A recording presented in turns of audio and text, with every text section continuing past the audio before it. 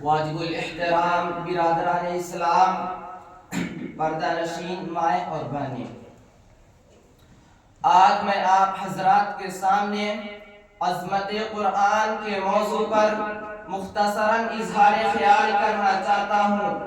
چونکہ قرآن پاک اللہ کا کلام اور امت مسلمہ کی روح ہے، وہ تڑپتے دل کی فریاد اور سسکتی روح کا علاج ہے۔ اس نے درندہ صفت انسانیت کو جھجھوڑ کر ایک حیات آفریں پیغام دیا۔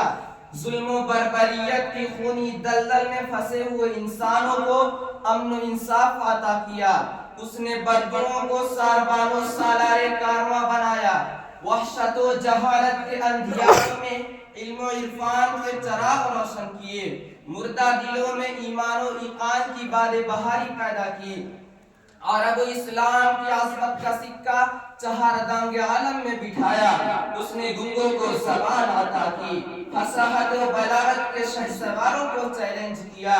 اس نے احتساب نفس اور احتساب کائنات کے پیغام سے دنیا کو روشناس کرایا اور پوری انسانیت کو بیدار کر کے ان کے دلوں میں عزت و حرمت، امانت و دیانت، عفت و عصمت، مروت و شجاعت، کرم و سخاوت اور صالح معاشرے کی تعمیر کی۔ اس کے ایک ایک لفظ، ایک ایک کلمہ اور ایک ایک طرز تعبیر نے پوری کائنات پر ایک گہرا اثر ڈالا۔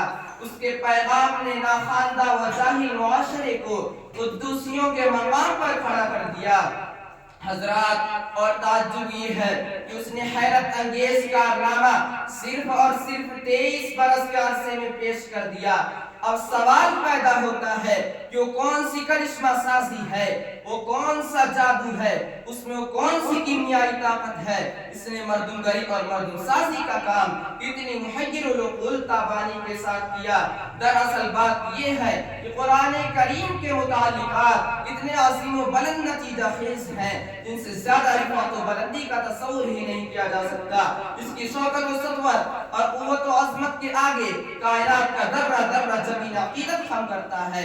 آئیے اس کے متعلقات پر ایک طائرانہ نظر ڈالیں۔ یہ قرآن کس کا کلام ہے، کس کے واسطے سے نازل ہوا، کس شخصیت پر یہ اترا، اس کا زمانہ نزول اور مقام نزول کیا ہے۔ یہ قرآن اس واجب الوجود کا کلام ہے جو تمام صفات کمالیہ کو مستجمع ہے، جو بادشاہوں کا بادشاہ، حاکموں کا حاکم اور آقاؤں کا آقا ہے، ازل سے ابد تک جس کا سکہ جاری ہے، اس کی اجازت کے بغیر درخت کا کوئی پتا تک نہیں ہل سکتا، مرغزاروں میں شادابی نہیں آ سکتی، اس کی خدائی کے آگے تمام مخلوق ساکت و صامت رہتی ہے۔ اس کی تعریف و توصیف کی کسی قلم و زبان میں طاقت ہی کہاں۔ صحیح فرش زمین سے عرش بری تک تیرے ہی جلوے، تیرے ہی سائے، ہر ایک ذرہ تیرا ہی مظہر۔ اللہ اکبر، اللہ اکبر۔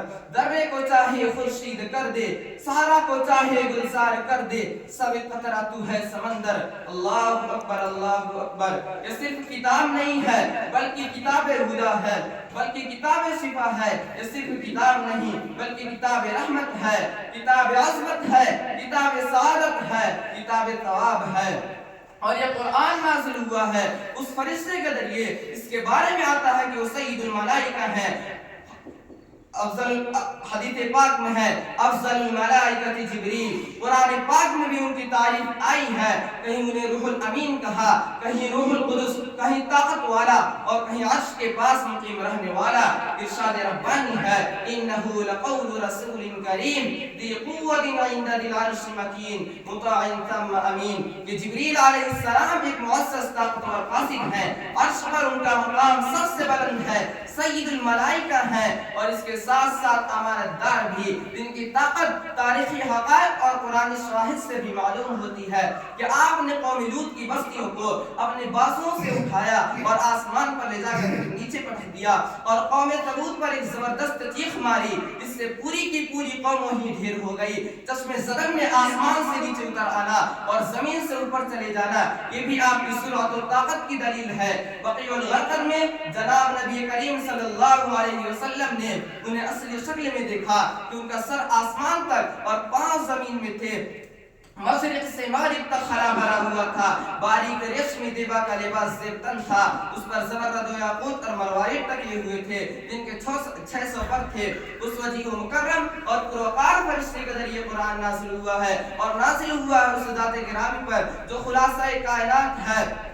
ज़मीन और आसमान की तख्लीक ही इसके लिए हुई, जिसमें तमाम इंसानी कमालात जमा कर दिए गए। वो ज़ात जो गरीबों का मलजा, यतीमों का सहारा, बेवाओं का आसरा, मजलूमों की हामी और पूरी इंसानियत की मुहसिन है।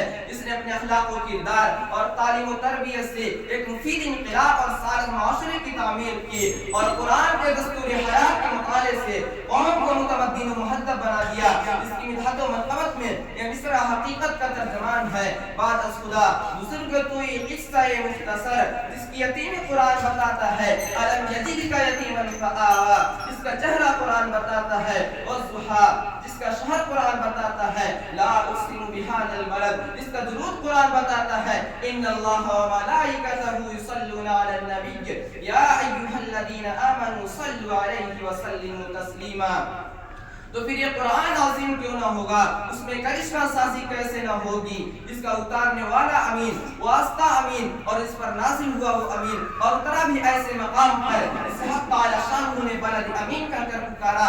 कुरान पाक में जिसकी कसम खाई वो हादल बलद अमीन और उस काबतुल्लाह की तामीर में कुद्दूसियों का हिस्सा भी है। आदम व खलील अलैहिस्सलाम ने भी उसकी तामीर की, जिसके तवाफ से कोई लम्हा भी खाली नहीं रहता, जहाँ एक नमाज पढ़ने से 1 लाख नमाजों का तवाफ मिलता है। और जब उस सरजमीन से नबी अलैहिस्सलातु व तस्लीम मदीना मुनव्वरा हिजरत फरमा रहे थे तो आपकी आंखों में अश्कों का सैलाब था।